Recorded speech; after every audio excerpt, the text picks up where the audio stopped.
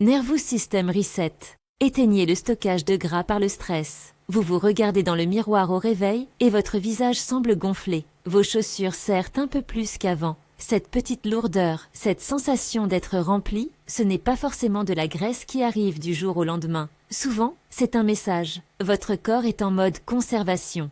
Aujourd'hui, je vais vous montrer une routine de 4 à 6 minutes pour envoyer un signal clair de sécurité à votre système nerveux, aider le drainage et diminuer les signaux qui, à la longue, favorisent la rétention et peuvent contribuer au stockage métabolique.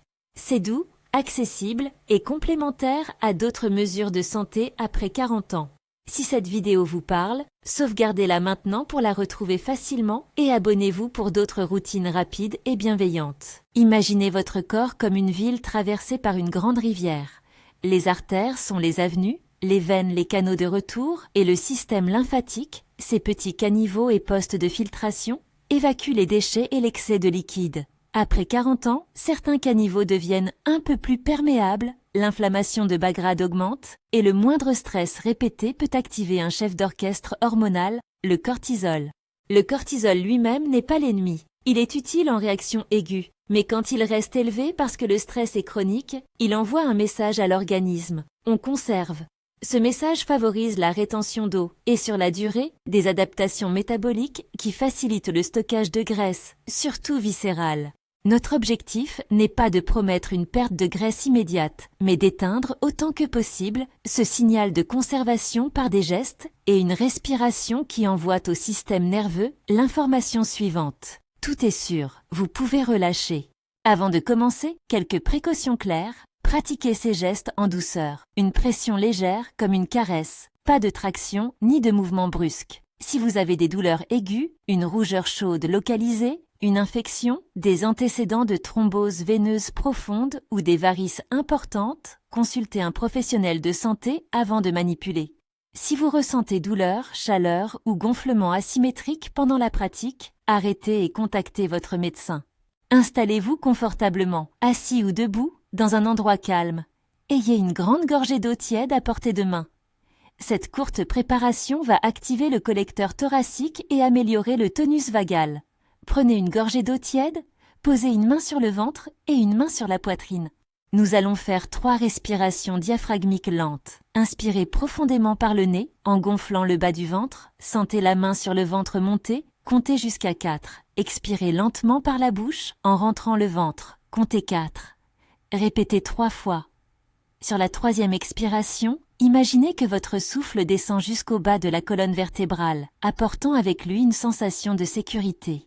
Ces respirations courtes mais intentionnelles activent le nerf vague, aident le retour lymphatique central et préparent la peau et les tissus au toucher doux. La routine que je vous propose dure au total entre 4 et 6 minutes. À chaque geste, la consigne essentielle est pression légère, direction vers les ganglions, rythme lent et régulier, sensation d'un glissement sur la peau, non de frottement agressif. Si vous êtes assis, gardez le dos droit mais détendu. Si vous êtes debout, fléchissez légèrement les genoux pour rester souple. Vous pouvez réaliser cette routine matin et soir, ou une seule fois le matin pour commencer la journée avec un signal de sécurité donné à votre système nerveux. Étape 1, visage et cou. 20-30 secondes, placez vos doigts plats, paumes souples au milieu du front. Effectuez de légers balayages horizontaux vers les tempes, puis glissez doucement vers les oreilles, en dirigeant toujours le mouvement vers les clavicules. Sur le cou, faites des mouvements lents du centre vers l'extérieur, comme si vous guidiez une rivière vers la rive. La sensation idéale est celle d'une plume posée sur la peau. Si vous trouvez que vous appuyez trop, relevez la main. Le but est d'inciter le flux lymphatique superficiel à remonter vers les ganglions cervicaux et claviculaires. Étape 2. Ganglions cervicaux profonds et région sous-mandibulaire. 20 secondes. Placez les doigts plats sous la mâchoire, juste au-dessus de la clavicule. Effectuez des cercles très doux et superficiels, puis balayez vers le creux suclaviculaire.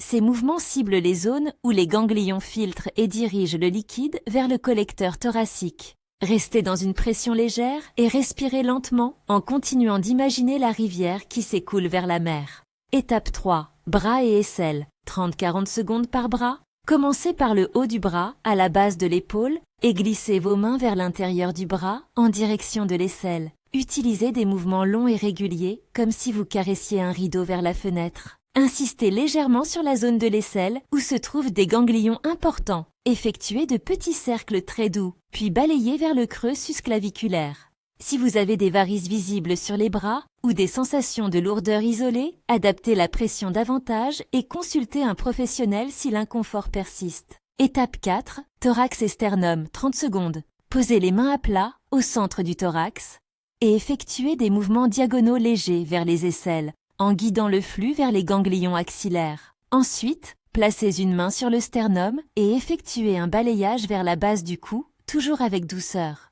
Cette zone aide à relier la circulation lymphatique thoracique au collecteur central. La respiration profonde pendant ces gestes amplifie la connexion vagale. Étape 5, abdomen 40-50 secondes. Pour l'abdomen, utilisez la paume à plat pour effectuer de grands cercles dans le sens des aiguilles d'une montre, toujours avec une pression très légère. Imaginez que vous poussez doucement l'eau d'un petit bassin vers les rives. Après quelques cercles, glissez vos mains en balayant vers les régions inguinales, où se situent les ganglions qui drainent les membres inférieurs. Si vous êtes sensible à cette zone, réduisez encore la pression. Vous pouvez aussi pratiquer ces gestes en position couchée avec les jambes légèrement surélevées pour faciliter le retour. Étape 6, jambes et remontez vers l'aine, 30-60 secondes par jambe. Commencez à mi-cuisse avec des mouvements longs vers le genou, puis de la cheville vers l'aine. Glissez la main le long de la jambe en direction du creux inguinal, comme si vous rameniez l'eau d'un canal vers un petit port. Pour chaque jambe, adaptez la durée selon votre fatigue. 30 secondes si vous manquez de temps, jusqu'à 60 secondes pour un travail plus approfondi. Si vous avez des antécédents de thrombose, douleurs persistantes ou rougeurs localisées, évitez les manipulations sur la zone concernée et consultez d'abord un professionnel. Finition. Rééquilibrage et visualisation, 20-30 secondes. Allongez ou asseyez-vous tranquillement. Portez l'attention sur votre respiration. Faites 3 respirations profondes et visualisez la rivière intérieure qui coule plus librement, emportant l'excès de liquide et les tensions. Pour finir, vous pouvez faire une légère élévation des jambes pendant une trentaine de secondes si vous êtes allongé ou de petits battements de jambes en position assise pour stimuler le retour veineux. Ces gestes complètent le message de sécurité envoyé au système nerveux. Que pouvez-vous ressentir immédiatement ? Beaucoup de personnes décrivent une sensation de légèreté dans les zones traitées, une détente du visage et du cou, ou une diminution de la tension générale. Parfois, il n'y a pas d'effet immédiat, et c'est normal. Le bénéfice se construit avec la répétition. Répéter ce protocole 5 minutes par jour pendant une semaine envoie un signal régulier. La situation est sûre. Le corps peut relâcher son mode conservation. Ce signal contribue à réduire l'activation cortisolienne liée au stress chronique, ce qui, combiné à une hygiène de vie adaptée, limite un des facteurs qui favorisent le stockage de gras à long terme. Rappelez-vous cependant que ce protocole ne remplace ni un suivi médical ni une approche globale de santé. Pour optimiser les résultats et soutenir ce reset nerveux, quelques mesures complémentaires simples et réalistes. Hydratation. Commencez la journée par un verre d'eau tiède. Cela favorise le mouvement des liquides et la viscosité du flux lymphatique. Petit déjeuner avec une source de protéines vous aide à stabiliser la glycémie et régule l'appétit. Privilégiez œufs, yaourt grec, fromage blanc ou une poignée d'oléagineux. Le magnésium, souvent déficitaire après 40 ans, contribue à la relaxation musculaire et nerveuse. Un apport alimentaire via légumes verts, graines ou un complément quand recommandé par un professionnel peut aider. Le thé vert, riche en polyphénol, et une activité physique douce régulière, marche, vélo tranquille, étirement, stimule le métabolisme sans activer excessivement le stress. Enfin, le sommeil récupérateur et des techniques de régulation, respiration consciente, cohérence cardiaque, méditation courte, abaisse le cortisol nocturne et renvoie le message de sécurité au système nerveux. Quelques mots sur la relation stress, cortisol, stockage. Lorsqu'on vit des épisodes répétés de stress, le corps augmente sa production de cortisol pour faire face.